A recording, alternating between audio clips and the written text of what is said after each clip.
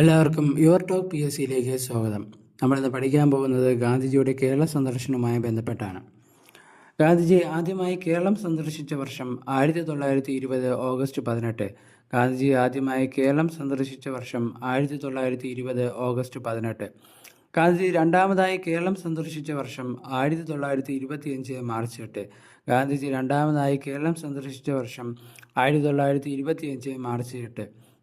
ഗാന്ധിജി മൂന്നാമതായി കേരളം സന്ദർശിച്ച വർഷം 1927 ഒക്ടോബർ 9. ഗാന്ധിജി മൂന്നാമതായി കേരളം സന്ദർശിച്ച വർഷം 1927 ഒക്ടോബർ 9. ഹരിജൻ ധനസമാഹരണത്തിനായി ഗാന്ധിജി നാലാമതായി കേരളം സന്ദർശിച്ച വർഷം 1934 ജനുവരി 10. ഹരിജൻ ധനസമാഹരണത്തിനായി ഗാന്ധിജി നാലാമതായി കേരളം സന്ദർശിച്ച വർഷം 1934 ജനുവരി 10. ഗാന്ധിജി അവസാനമായി കേരളം സന്ദർശിച്ച വർഷം 1937 ജനുവരി 12. ഗാന്ധിജി അവസാനമായി കേരളം സന്ദർശിച്ച വർഷം 1937 ജനുവരി 12. Thank you.